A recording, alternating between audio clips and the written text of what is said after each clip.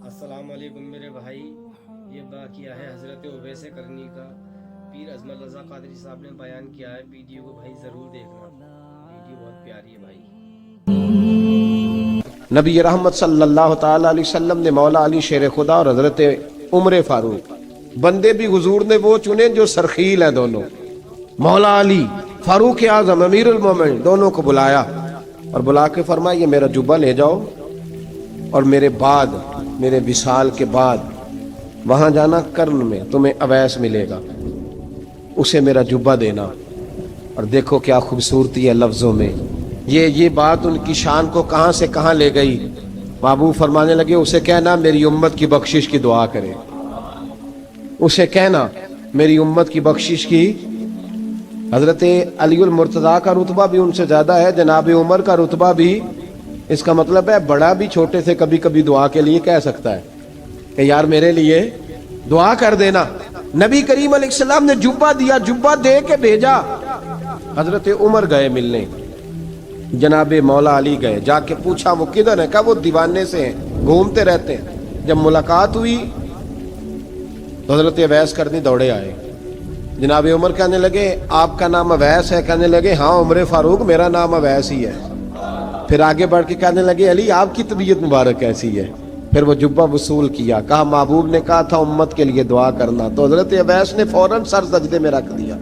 اور داتا صاحب حدیث لائے ہیں، محبوب فرمانے لگے اللہ تعالی بنو کلب کے قبیلے کی بکریوں کے بالوں کی تعداد کے مطابق اویس کرنی کی دعا کی برکت سے میری امت کو جنت میں داخل کرے گا۔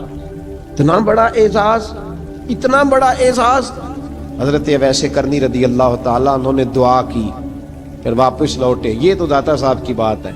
اب اگلے جملے حضرت محدث بہاولپوری نے ایک ذکر اویس نام کی کتاب لکھی ہے، حضرت علامہ فیض احمد صاحب اویسی رحمۃ اللہ علیہ، انہوں نے لکھا ہے کہ حضرت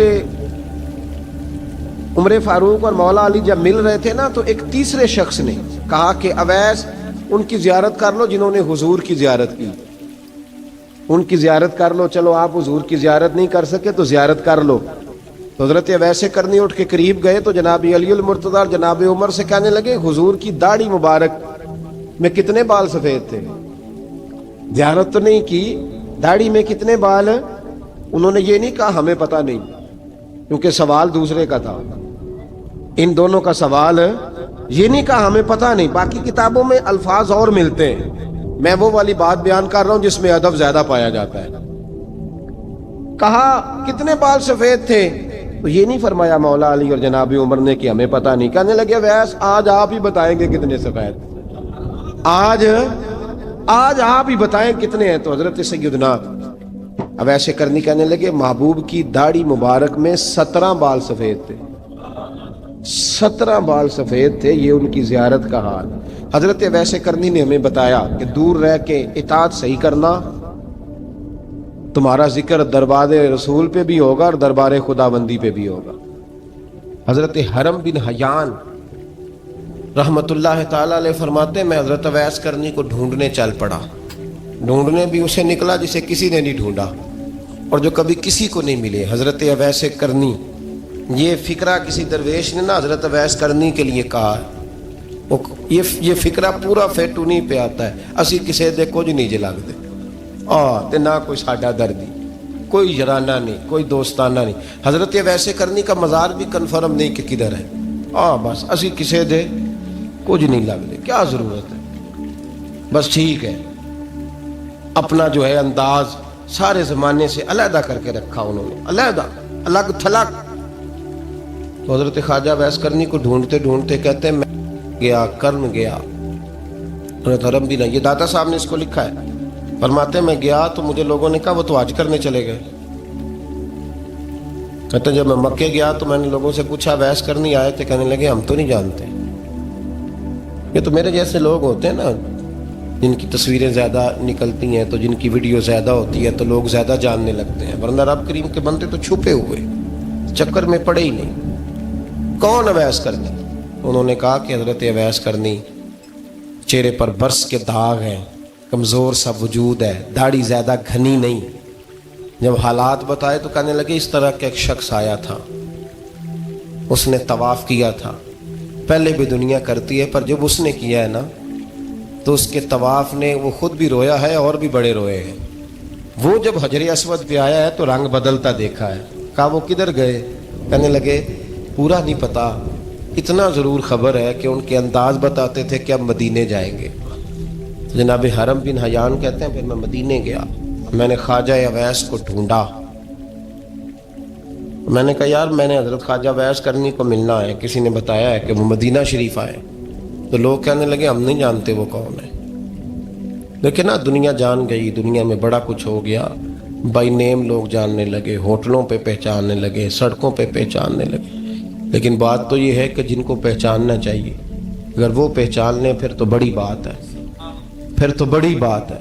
لیکن اگر وہاں ہی پہچان نہ ہو سکے تو پھر تو معاملہ بڑا الگ سا ہے نا.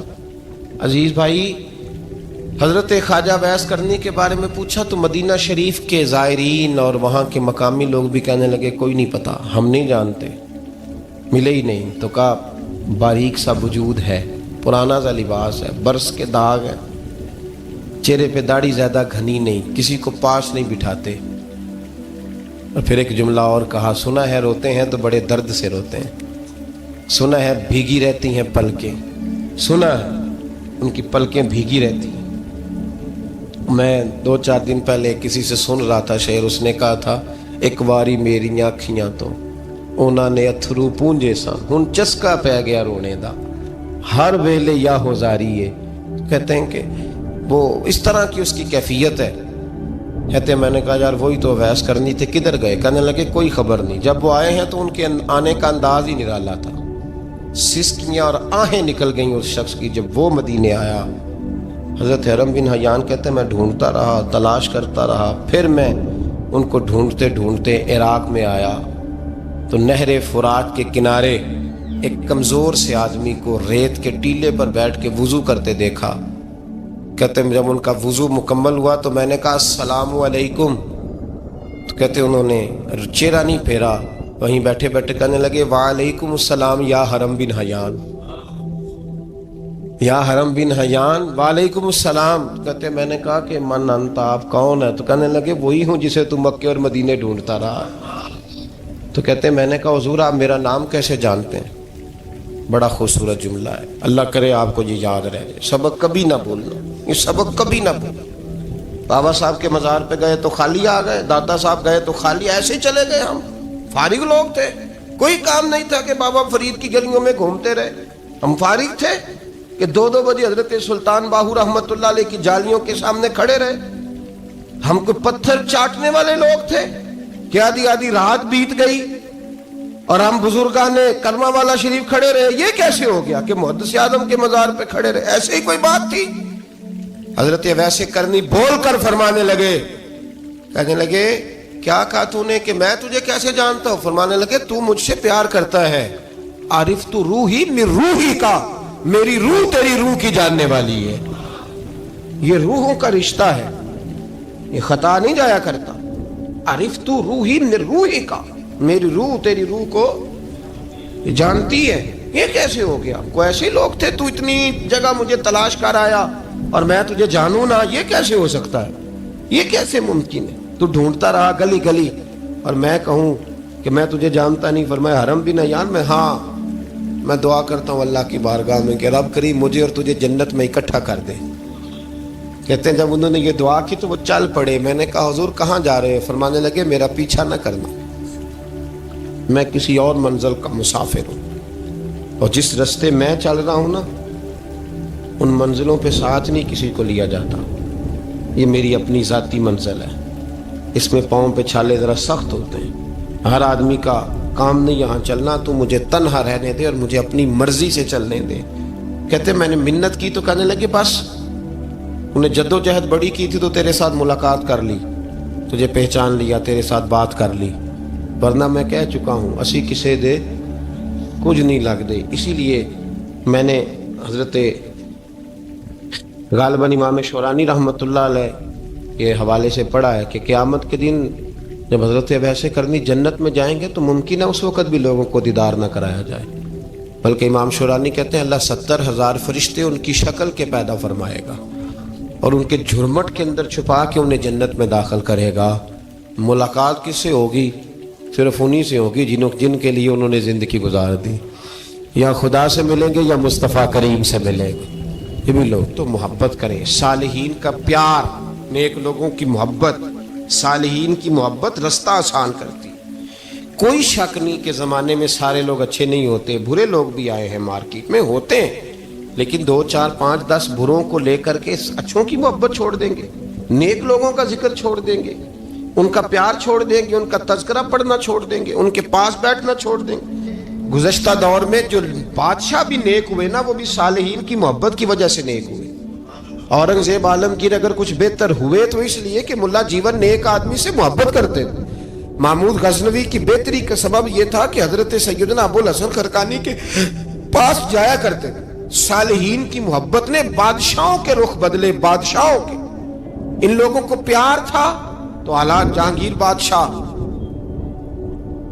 جایا کرتا تھا خواجہ اجمیر کے آستانے پر، تو لوگ کہتے ہیں کہ بڑے سخت دنوں میں بھی ہم اس کی آنکھوں میں آنسو دیکھا کرتے تھے۔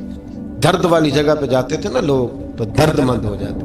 اس لیے صالحین کا پیار کبھی نہ چھوڑے، کبھی نہ چھوڑے۔ میرے بھائی، کپڑوں پہ مٹی پڑ جائے نا تو کپڑے دھوئے جاتے ہیں، اتار کے پھینکے نہیں جاتے۔ چیزیں غلط ہو جائیں تو گرد جھاڑی جاتی ہے۔ اس نظام کو چھوڑا، صالحین کا پیار کبھی نہ چھوڑنا، کبھی نہ چھوڑنا۔ رب کریم کے بندوں کی محبت اللہ تبارک و تعالیٰ کے قریب کرے گی آپ کو۔ اللہ کے بندوں کی محبت آپ کے اندر جلوے پیدا کرے گی، اور اگر آپ ان کو پڑھیں گے۔ میں جب پاک پتن شریف جاتا ہوں یا کسی مزار پر میں کھڑا ہوتا ہوں نا، تو وہ جو حالات پڑے ہوتے ہیں نا ان بزرگوں کے، وہ سامنے آتے ہیں کہ یہاں خواجہ نظام الدین محبوب الہی تشریف لائے۔ دیکھیں نا، اگر کوئی بندہ سوچے تو ہو سکتا ہے کہ اس کا کلیجہ پھٹنے کو آئے جب خواجہ نظام الدین صاحب کہتے ہیں کہ جو باب جنت ہے نا بابا فرید صاحب کا، کہتے ہیں ایسے ہی باب جنت نہیں، فرماتے ہیں جب بابا صاحب کا وصال ہوا تو بابا صاحب وہیں لیٹے ہوئے تھے جہاں آج ان کی مزار ہے، اور ان کے سرانے بالکل جس جگہ کو لوگ باب جنت کہتے ہیں وہاں میں نے رسول پاک کو کھڑے ہوئے دیکھا ہے۔ اب کوئی آدمی حضور کی خوشبو محسوس، اس کا ایک ارادہ بن گیا نا کہ یہاں حضور کھڑے تھے، اس پر کیفیت کیا طاری ہو، اس پر انداز کیا ہوگا، اس پر وارد کیا ہوگا، وہ کہاں پہنچ جائے گا 1-2 منٹ کے اندر۔ تو یہ تو اس وقت ہے جب اس کے محسوسات ہوں گے، جب وہ نظریاتی طور پر اس بات سے متفق ہوگا، جب وہ خوشبو محسوس کرنے کی صلاحیت رکھتا ہوگا۔